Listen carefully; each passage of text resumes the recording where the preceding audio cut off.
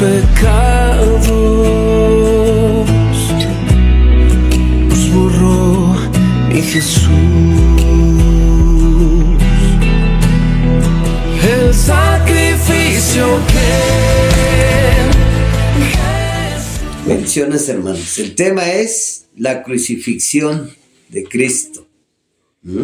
Vamos a leerlo para ir así introduciéndonos para entender este pasaje, esta parte de este capítulo. Dice, y él cargando su cruz, ¿quién él? Jesús. Y él cargando su cruz salió al lugar llamado de la calavera, y en hebreo es Gólgota. Y allí le crucificaron. Bueno, voy a ponerlo en la nueva traducción internacional. Jesús salió cargando su cruz hacia el lugar de la calavera, que en arameo se llama Gólgota. Allí lo crucificaron y con él a otros dos, uno a cada lado y Jesús en medio. Pilato mandó que se pusiera sobre la cruz un letrero en el que estuviera escrito: Jesús de Nazaret, Rey de los Judíos. Muchos de los judíos lo leyeron porque el sitio en que crucificaron a Jesús estaba cerca de la ciudad. El letrero estaba escrito en arameo, latín y griego. No escriba Rey de los Judíos, protestaron ante Pilato los jefes de los sacerdotes judíos. Era él quien decía ser Rey de los Judíos. Lo que escrito queda, les contestó Pilato. Cuando los soldados crucificaron a Jesús, tomaron su manto y lo partieron en 4 partes, una para cada uno de ellos. Tomaron también la túnica, la cual no tenía costura, sino que era de una sola pieza, tejida de arriba a abajo. No la dividamos, se dijeron unos a otros. Echemos suertes para ver a quién le toca, y así lo hicieron los soldados. Esto sucedió para que se cumpliera la escritura que dice: se repartieron entre ellos mi manto y sobre mi ropa echaron suertes. Junto a la cruz de Jesús estaban su madre, la hermana de su madre, María, la esposa de Cleofas, y María Magdalena. Cuando Jesús vio a su madre a su lado al discípulo a quien él amaba, dijo a su madre: mujer, ahí tienes a tu hijo. Luego dijo al discípulo: ahí tienes a tu madre. Y desde aquel momento ese discípulo la recibió en su casa. ¿Quién era ese discípulo? Era Juan. Juan, el que Cristo amaba mucho, el que tenía mucha comunión con Cristo, intimidad. Bueno, pero vamos a regresar para irlo analizando. Dice aquí, Jesús, en Juan 19:17, Jesús salió cargando su propia cruz a ese lugar de la calavera, que en arameo se llama Gólgota. Bueno, hermanos, ¿y nada más Cristo tenía que cargar la cruz? ¿O quién más? También nosotros, hermanos, desde el momento en que nosotros llegamos a Cristo, cuando nosotros hacemos nuestra oración de salvación y recibimos a Cristo en nuestro corazón, es necesario que empecemos a cargar con nuestra cruz. Empieza un proceso de restauración, y eso es una cruz muy pesada. Es lo que están sufriendo mis hermanos nuevos ahorita también, porque van cargando su cruz. Y aquí escribí: así también nosotros, cuando creemos en Cristo y le seguimos, tenemos que cargar con nuestra cruz, porque Jesús dijo en Mateo 16, 24, 25. ¿Lo lees?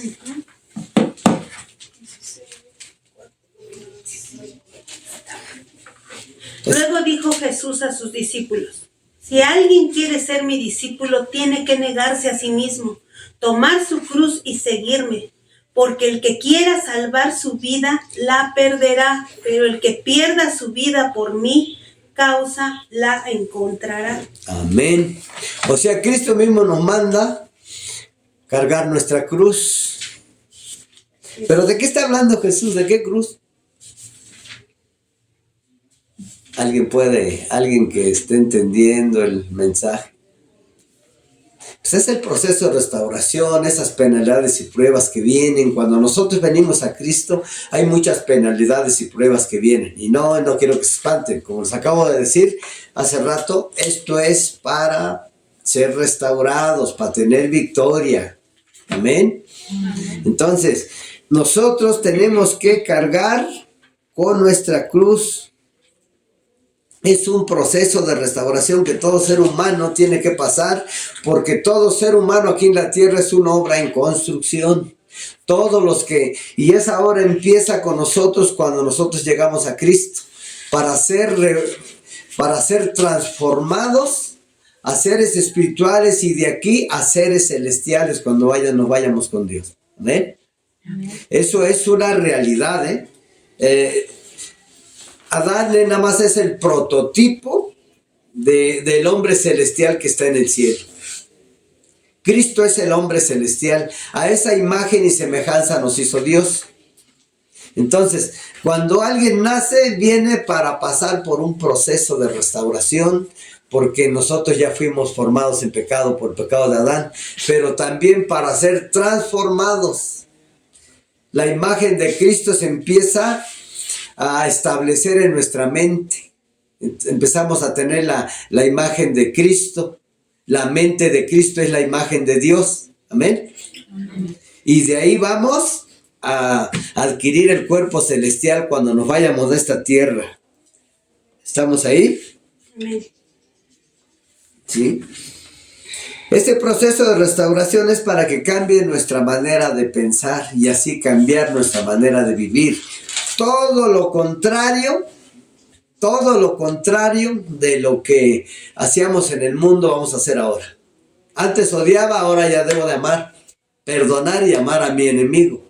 Aquellos que asesinaron a su hijo, bendígalos, ámenlos, hermana, y verá la bendición de Dios sobre usted.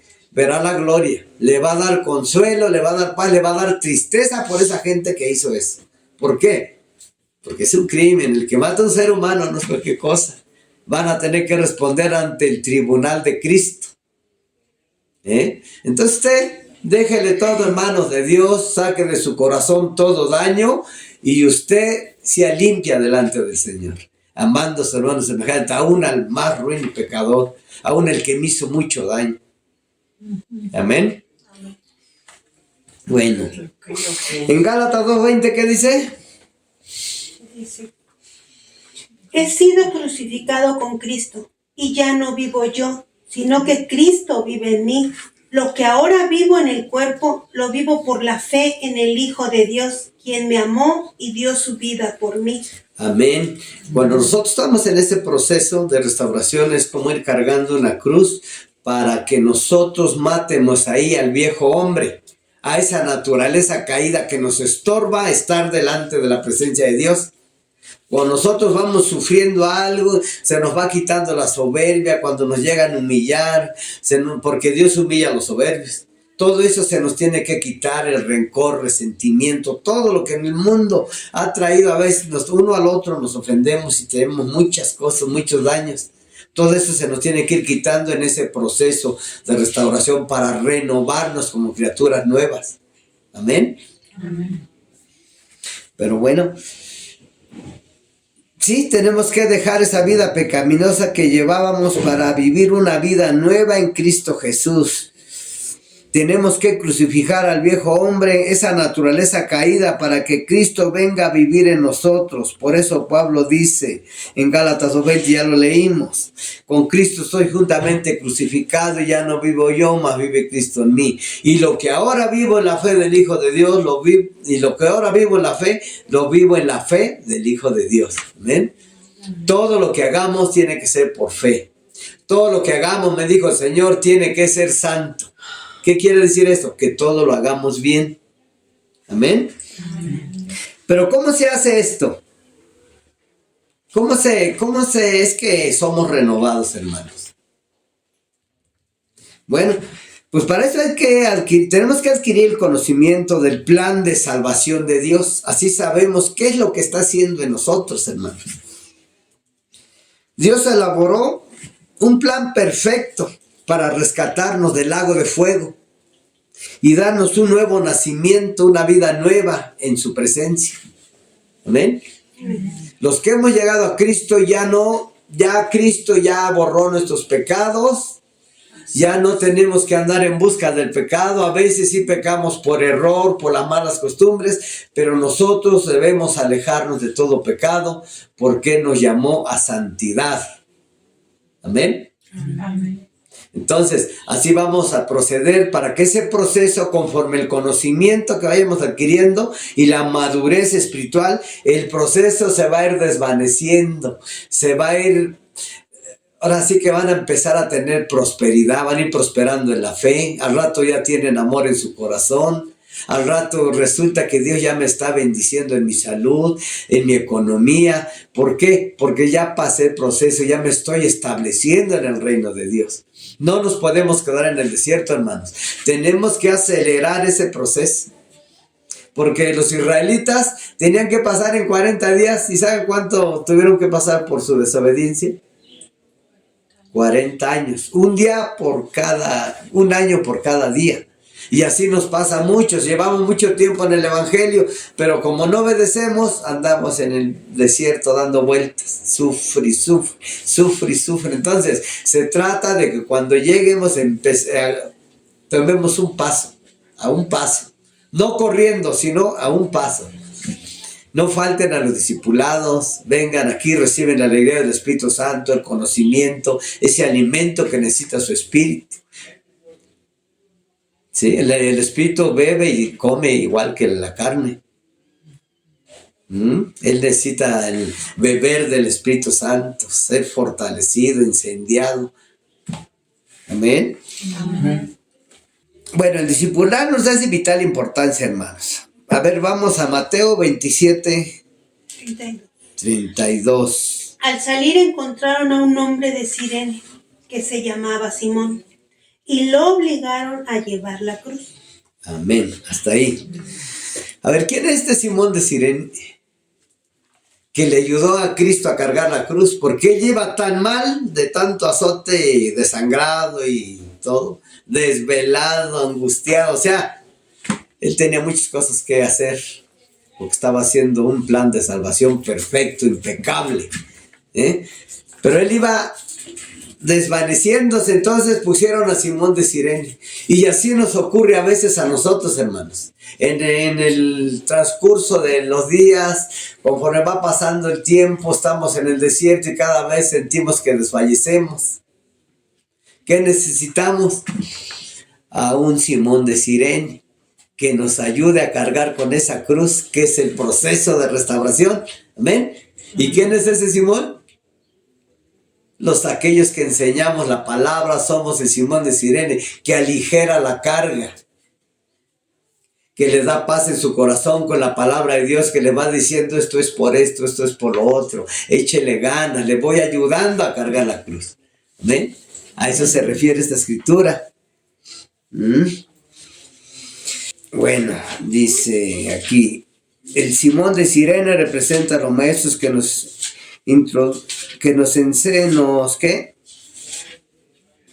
instruyen con la Biblia, así nos ayudan a cargar nuestra cruz, porque cuanto más aprendemos, más ligera va a ser nuestra carga o nuestra cruz. Y esto no es fácil, hermanos, Hay que ir a veces el diablo hasta se mete a la memoria, la deja en blanco. A mí me pasaba a veces en estudios que yo tenía, pero hay que estar orando por eso para que el diablo no intervenga y nosotros avancemos, retengamos y vayamos practicándolo, Practiquen el amor con sus vecinos, con quien sea. Si tienen algo que dar, les damos un vasito de agua, les doy, venga, pasen, que vean a Cristo en ustedes, que vean esa amabilidad, ese amor.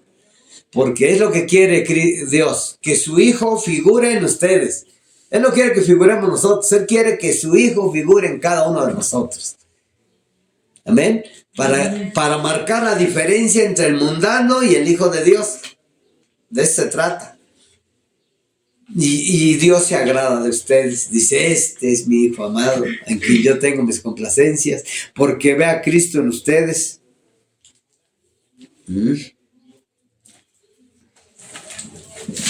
Ver, vamos a... Pero que el proceso, hermanos, no nos haga volver atrás. como los israelitas. Ay, Moisés, queremos volver a comer carne, comer muéganos. ¿Quién sabe qué tanto le decían? Allá en Egipto nos daban de latigazos, pero comíamos de todo. O sea, y así estamos ahora muchos. Yo ya no voy a la comida, yo voy a seguir mi vida, dice. Sí sufro, pero aquí, dice, estoy mejor. Así razona uno a veces cuando entra el maligno, empieza ahí a trabajar en los pensamientos, en las emociones. Entonces uno a veces quiere hasta volver atrás cuando la prueba es fuerte. ¿Amén? Amén. Pero no tenemos que volver atrás porque Dios nos advierte, dice, pongo delante de ti camino de vida y camino de muerte. Sigue pues la vida para que vivas tú y tus descendientes. A ver, lee Deuteronomio 30, 19. Hoy pongo al cielo y a la tierra por testigos contra ti, de que te he dado a elegir entre la vida Amén. Y la muerte, Amén. Entre la bendición y la maldición. Elige pues la vida para que vivan tú y tus descendientes. Amén. Eso es lo que tenemos que hacer. ¿Quién es la vida? Juan 14, 6. Jesucristo es el camino, la verdad y la vida, dice. ¿Y quién es qué es lo que nos lleva a la muerte? Pues esa vida mundana que vemos que lleva toda la gente o que nosotros llevamos y a veces todavía caemos en ese error. Andan tomando, drogándose, toda esa vida que nos va a llevar a la... esa vida nos lleva a la muerte, esa vida mundana. Hay que buscar a Cristo, pero como con hambre, como remedio, como si ya me estoy muriendo y necesito la medicina. Así tenemos que buscar a Cristo, porque Él es la vida. Aquellos creyentes que andan en la carne, hermanos, están coqueteando a Satanás. Y Satanás está atento, acechando como en un león rugiente, dice. Si yo ando todavía en el mundo, en esas fiestas, ahí oyendo majaderías y cosas así, el Satanás se empieza a meter en la mente. Al rato ya no pueden adorar, al rato ya no puedo hacer ninguna oración y empieza un retroceso. Entonces no hay que coquetear a Satanás. Ya recibimos a Cristo, a lo que vamos, a buscar a Cristo, a buscar un corazón limpio dentro de nosotros. Tenemos que presentarle un corazón limpio al Señor. Él es lo que quiere y su Espíritu Santo empieza a fluir, porque el Espíritu Santo no unge el pecado, El Espíritu Santo unge el alma cuando ya se limpió de los malos pensamientos. Cuando ya salió ahí la suciedad, esa bodeguita estaba llena de cosas mundanas, de lo sucio. Ahora hay que llenarlo de palabra de Dios, de buenas obras, de obras de luz. Y el Espíritu Santo va a empezar a trabajar. Les va a dar la mente de Cristo, que está en Gálatas 5, 22, 23, que dice, en cambio el Espíritu produce ¿qué? Amor, alegría, paz, paciencia, amabilidad, bondad, humildad, fidelidad, humildad y dominio propio. 9 frutos del Espíritu Santo los tenemos que tener en el Espíritu, hermanos. Es poco a poquito, no se espante. Es poco a poquito. Al rato resulta que ya amo a la persona que va pasando y ni la conozco. ¿Sí? Así es el Señor cuando ya habita en nuestra alma, porque lo dejamos encapsulado ahí en el Espíritu. No, hay que darle paso, no hay que estorbarle, hay que dejarlo. Sí, Señor, están abiertas las puertas de mi alma. Límpiame y vive tú en mí. Haz de mí tu trono. Así, tenemos que orar así y hacerlo. Amén. Amén. A ver, ahora Juan 19, 18. ¿A quiénes representan aquellos dos que crucifican? Bueno, voy a leérselos. Allí lo crucificaron y con él a otros dos, uno a cada lado y Jesús en medio. A ver, ¿a quiénes representan aquellos dos que crucificaron con Cristo? A ver, lee en Lucas 23, 39. Dice, uno de los criminales allí colgados empezó a insultarlo. ¿No eres tú el Cristo? Sálvate a ti mismo y a nosotros. Pero el otro criminal lo reprendió. Ni siquiera temor de Dios tienes, aunque sufres la misma condena. En nuestro caso, el castigo es justo, pues sufrimos lo que merecen nuestros delitos. Este, en cambio, no ha hecho nada malo. Luego dijo: Jesús, acuérdate de mí cuando vengas en tu reino. Te aseguro que hoy estarás conmigo en el paraíso. Amén. Contestó Jesús. Ese es el que estaba a la derecha, el que se arrepintió. Ese representa a aquella gente que se arrepiente, hermano. Pero el de la izquierda, No se arrepiente. el que estaba a su izquierda representa a aquellos insensatos que no tienen temor de Dios y que por consiguiente se van a perder. Se van a perder porque el que no tiene temor de Dios se pierde. Le dice: oye, no peques porque mira, esto es malo. Ay, ¿qué tiene? No pasa nada, dice. Y siguen pecando. El de la derecha representa a aquellos que son sensatos, prudentes. Esto habla de sabiduría y que aún sin conocer a Dios, tienen temor del Señor. Yo tenía temor del Señor antes de conocerlo. Yo sabía que había un Dios y hacía algo malo, ay, me va a castigar. ¿No? Tampoco no les pasaba así. Entonces, a ese representa el del lado derecho. Su salvación de la gente que tiene temor de Dios está garantizada, hermanos. A ver, Proverbios 1:7. El temor del Señor es el principio del conocimiento. Los necios desprecian la sabiduría y la disciplina. Amén. El que escoge seguir al Señor es sabio, hermanos. Es el principio de la sabiduría, dice la Reina Valera.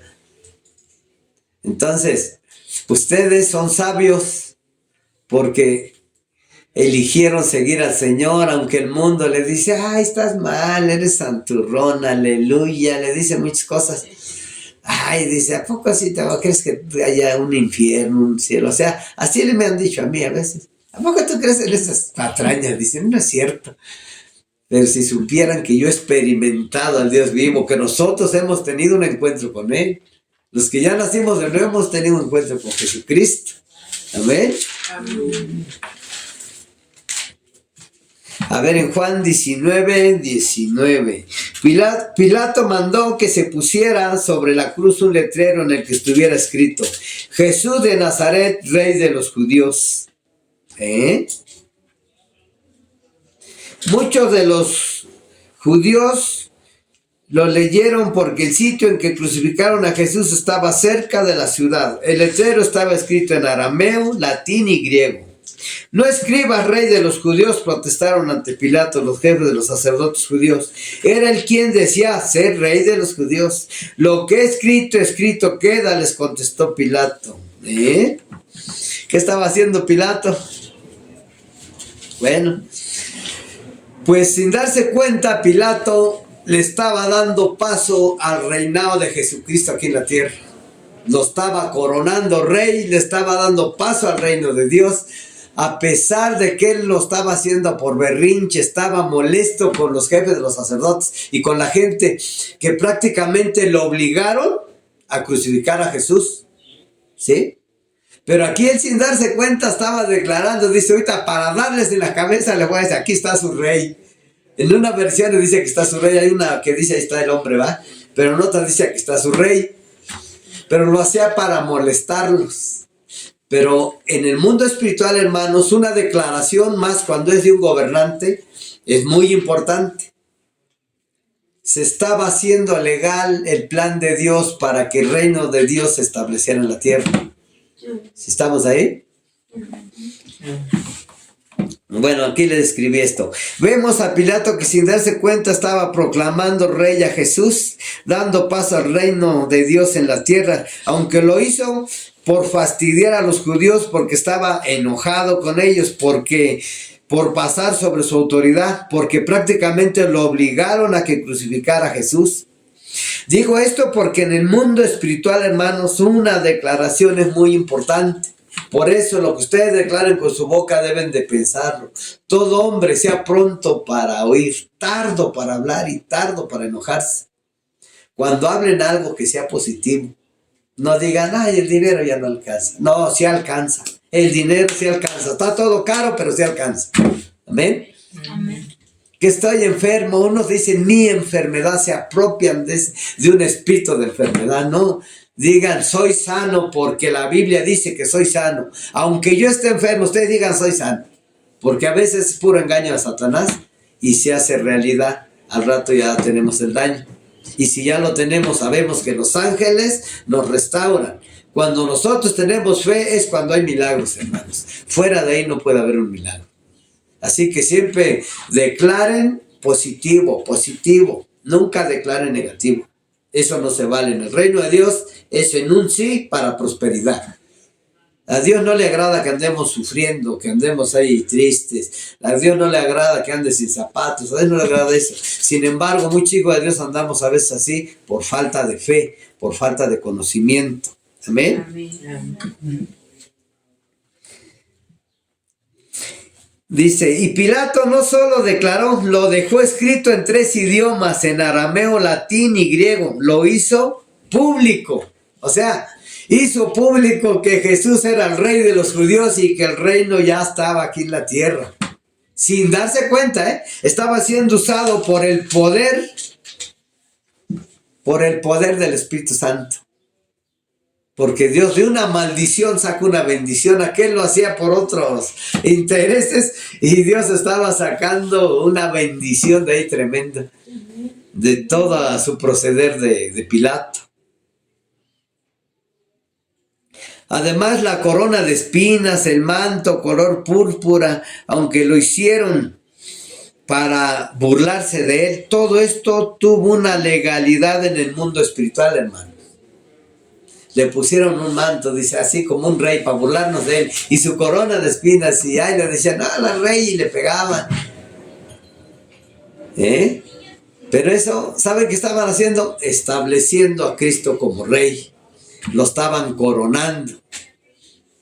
Y Cristo estaba aprovechando para llevarse clavar esa corona de espinas que habla de pobreza en la cruz. Porque un rey tiene corona, pero las espinas quedaron clavadas en la cruz. Por eso los hijos de Dios ya no tenemos que cosechar cardos y espinas, sino que tenemos que cosechar la abundancia, de la obra de nuestras manos.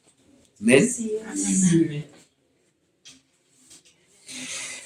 Dice, además de la corona de espinas, el manto color púrpura, aunque lo hicieron para burlarse de él, todo esto tuvo una legalidad en el mundo espiritual, porque sin saberlo también hicieron actos proféticos. Esos son actos proféticos, hermanos.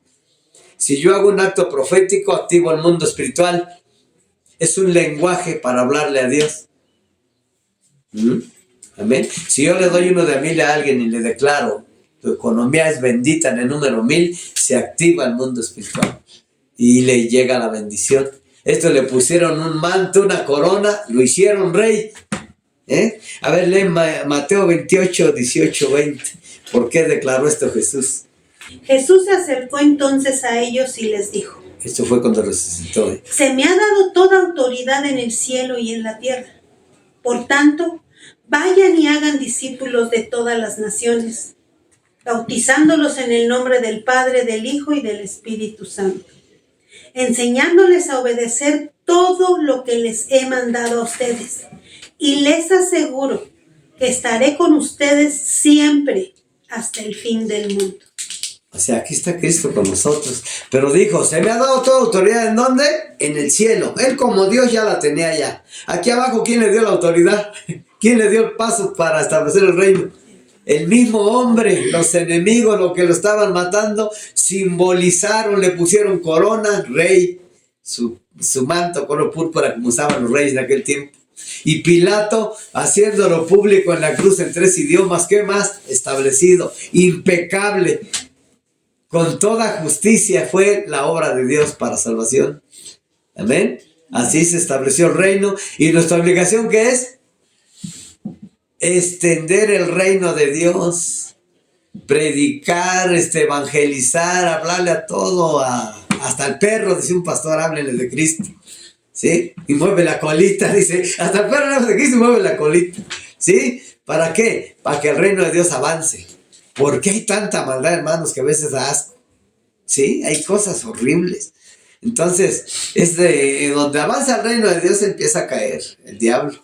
Empieza a caer la maldad. Empieza la gente a cambiar. Aquí los vecinos, aunque parece que no, pero sí, como que tienen cierto respeto. Antes no me respetaban, era yo el borrachín, ahí viene el borrachín. Ahora no, ay, dice, sí funciona tu fe, ¿verdad? Ya no volviste a tomar, o sea, hay un testimonio vivido. Y así con otros hermanos que se han convertido les dicen, ay, sí se le quitó, mira. O sea, así se va extendiendo el reino de Dios con nuestro ejemplo y dando la palabra.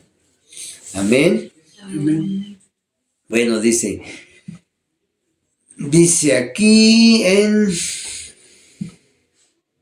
después de todo esto Jesús muere en la cruz y fue cuando declaró que toda autoridad se le fue dada en el cielo y también en la tierra. Llegó con el Padre y le dice, Padre, yo ya cumplí, hijo, toma tu cuerpo celestial nuevamente, porque él ya subió en espíritu. Y ahora, como ya se te dio toda autoridad en la tierra, el mismo hombre lo declaró, lo hizo público, ahora ya está el reino de Dios en la tierra, establecido. Y desde ahí se empezó a predicar el Evangelio de Cristo. Los apóstoles, todos sus seguidores de él, empezaron a predicar y no lo hacían como nosotros, hermanos. Ellos, a pesar de que los mataban, los golpeaban, no era como ahora que soy libre. Ellos andaban dando la palabra y cuando los azotaban, ¿saben qué hacían? Le daban gracias a Dios. Dice, gracias Señor, porque por tu culpa, dice, por tu causa, dice, por tu causa fuimos azotados. Era una bendición para ellos. Y nosotros tenemos miedo hasta hablarle a nuestros parientes. Se va a enojar, ya no me va a querer hablar. Si sabe que soy cristiano, ya no me van a hablar. Diciendo, o sea, tener miedo de estas cosas, no. No, hermanos, a todos hay que decirle, yo soy hijo de Dios. Ya le van a preguntar, ¿cómo que eres hijo? Yo también, no, tú no eres hijo. Hasta que recibas a Cristo. Él te da el derecho de ser hijo. Yo así les provoco porque, para que entren en la plática. No, usted no es hijo, usted es creación. Es diferente hacer una cosa a engendrar a alguien, ¿no? Nosotros fuimos engendrados por el Espíritu Santo y la palabra. ¿Sí sabían eso? Yo te he engendrado, hoy le dijo Dios a Cristo cuando Cristo fue traído al mundo. Amén. Amén. El ser engendrado es que ya tenemos esa naturaleza de Dios sembrada en nuestro espíritu. Ya se conectó el Señor con nosotros. Tenemos que permitir que esa naturaleza abarque nuestras tres dimensiones, alma y cuerpo, que sea santificado todo. La naturaleza de Dios es santidad. Eso es parte de la naturaleza de ser santo. Y tener poder también nos da poder como hijos que somos. Amén. Amén. Cuando ustedes declaren algo, háganlo con toda seguridad y van a ver lo que ocurre. Hoy voy a buscar chamba y la voy a encontrar, las puertas están abiertas, lo declaro en nombre de Jesús y caminen y verán si no están abiertas las puertas. Y los van a atender como reyes. Ahora vamos a Juan 19, 23, 24. Cuando los soldados crucificaron a Jesús, tomaron su manto y lo partieron en 4 partes, una para cada uno de ellos. Tomaron también la túnica, cual no tenía costura, sino que era de una sola pieza, tejida de arriba a abajo. No la dividamos, se dijeron unos a otros. Echemos suertes para ver a quién le toca. Y así lo hicieron los soldados. Esto sucedió para que se cumpliera la escritura que dice: se repartieron entre ellos mi manto y sobre mi ropa echaron suertes. Bueno, en estos versículos, hermanos, vamos a enfatizar en el número 4 y 5. Repartieron el manto en 4 partes. Bueno, fueron 4 partes. La túnica ocupa el lugar número 5. 5 partes se repartió todas las vestimentas del Señor. El manto representa los 4 evangelios, los 4 puntos cardinales, porque lo repartieron en 4 partes. Esa es la simbología del número 4. ¿Qué nos indica esto? Que el evangelio iba a ser esparcido por todos los 4 puntos cardinales de la tierra. Iba a ser predicado bajo el manto de Cristo. Los 4 evangelios, 4 puntos cardinales, son predicados ahora en los 4 puntos cardinales de la tierra. En toda la tierra, bajo el manto de Cristo. ¿Pero qué hay de la túnica? Dice que nada más uno de ellos dijo, no lo apartamos, vamos a echar suertes. El que echa suertes, un juego de azar, tiene fe. La túnica, hermanos, es la cobertura apostólica. Es una cubierta, dice, vamos al Strong, dice que es una cubierta, una cobertura. Entonces, ¿qué nos dice esto? Que de los 4, nada más uno tomó la túnica.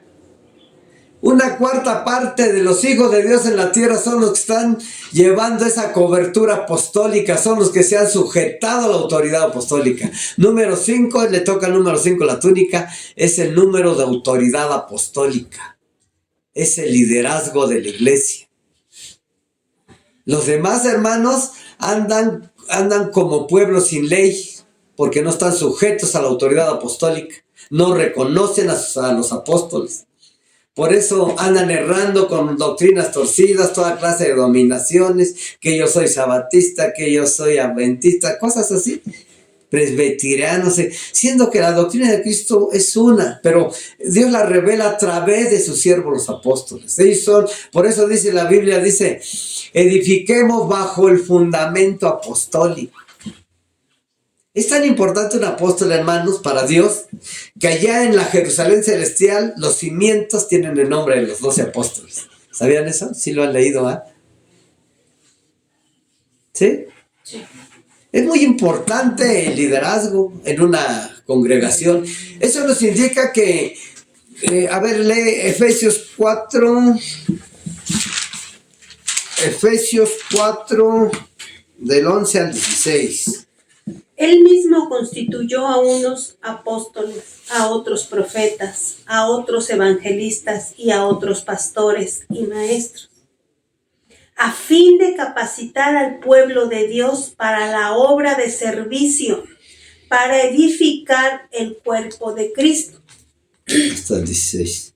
De este modo, todos llegaremos a la unidad de la fe y del conocimiento del Hijo de Dios, a una humanidad perfecta que se conforme a la plena estatura de Cristo. Así ya no seremos niños zarandeados por las olas y llevados de aquí para allá por todo viento de enseñanza y por la astucia y los artificios de quienes emplean artimañas engañosas. Más bien, al vivir la verdad con amor, creceremos hasta ser en todo como aquel que es la cabeza, es decir, Cristo.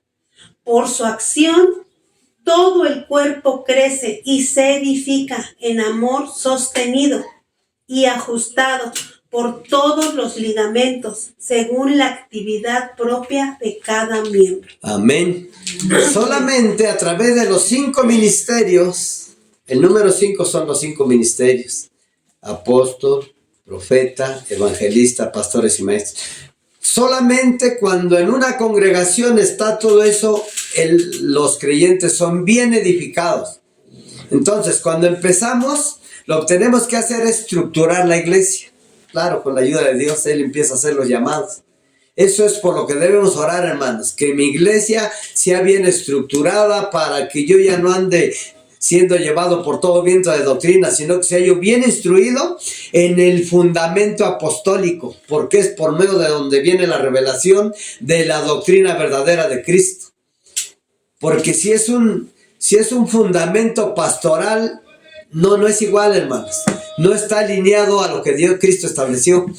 Entonces, vamos a orar para que nuestra congregación se levante. Les digo por qué. Porque hemos visto muchos cómo se han levantado esos ministerios que están bajo la tutela de un apóstol. ¿Sí? Y los 5 ministerios.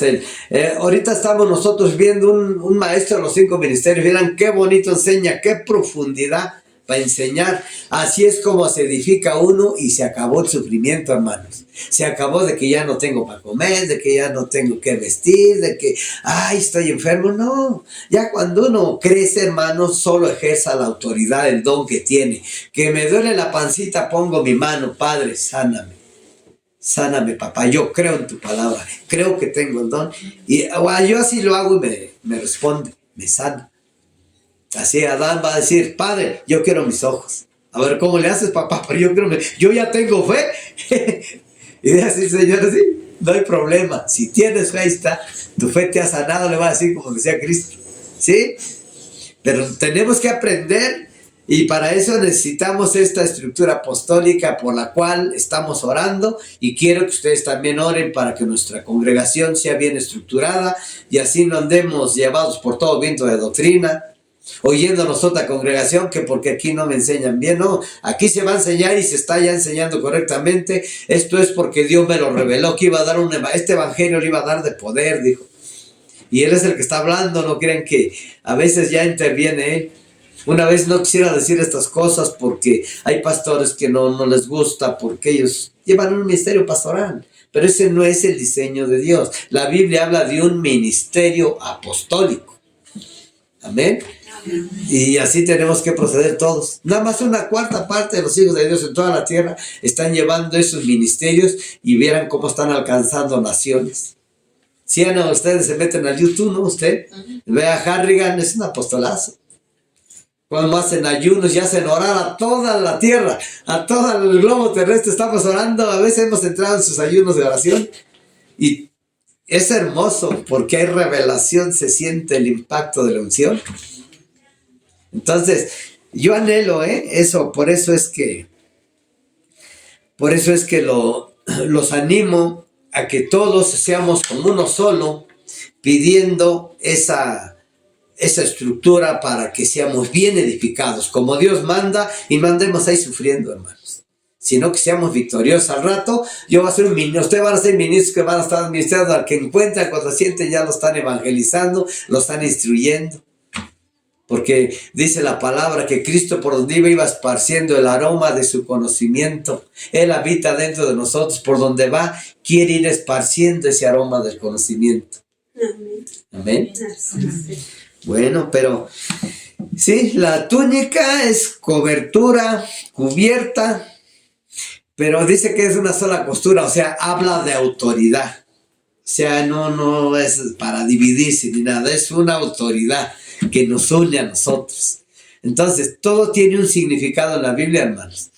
Por eso les explico esto, y los que le escuchen van a saber que no nada más que un manto lo partieron y ya, no. Tiene un significado simbólico. Ahora lee 1 Corintios 12:28 para remachar bien esto. En la iglesia, Dios ha puesto en primer lugar apóstoles. ¿Quién puso en primer lugar? Apóstoles. En segundo lugar, profetas. En segundo lugar, profetas. Son los que ganan al apóstol y a los pastores. En tercer lugar, maestros. Son los que afirman, son los maestros de los 5 ministerios, afirman a la gente en la fe. Luego los que hacen milagros. Esos son los evangelistas, donde van, hacen milagros y se va convirtiendo la gente por ver el poder de Dios. Después los que tienen dones para sanar enfermos. Y los que ayudan a otros, los que administran y los que administran hablan. Son los pastores, administran la congregación y tienen dones también para sanar, todo eso. Y los que hablan en diversas lenguas. Amén. O sea que el Señor hizo un plan perfecto, nos dejó una estructura perfecta, solo que el diablo le mueve el tapete al ser humano y de repente ya estamos haciendo otra cosa y no debe de ser. Tenemos que estar bien centrados en Dios. Por eso siempre me duermo con Dios y amanezco con Dios. ¿Para qué? Para que el diablo no le dé yo lugar al diablo.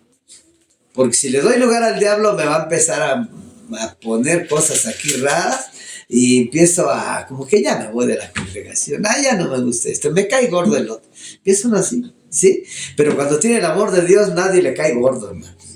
Le digo porque yo lo he experimentado. Había gente que no podía ni verla, ¿sí?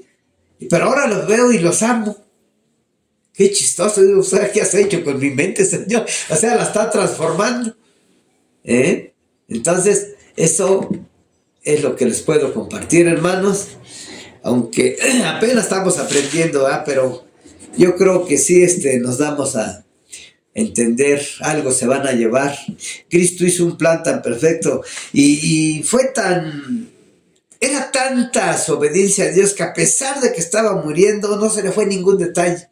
Todavía encargó a su mamá, a Juan, a su discípulo amado, Todavía dice, a pesar de su agonía, de lo que estaba él padeciendo, no perdió ningún detalle y tuvo fuerzas para encargar a su mamá, a Juan, para no dejarla desamparada solita. Ahí te la encargo, ahí está. Fíjense, imagínense, estaba muriendo de sed, de asfixia. Y todavía, ay, pero la estoy dejando sin abrigo, ¿no? Y la recomendó. Fíjense nomás qué valor que el Señor, qué perfección había en el Señor Jesús. Eso es ser santo. Perfección es sinónimo de santidad y justicia igual.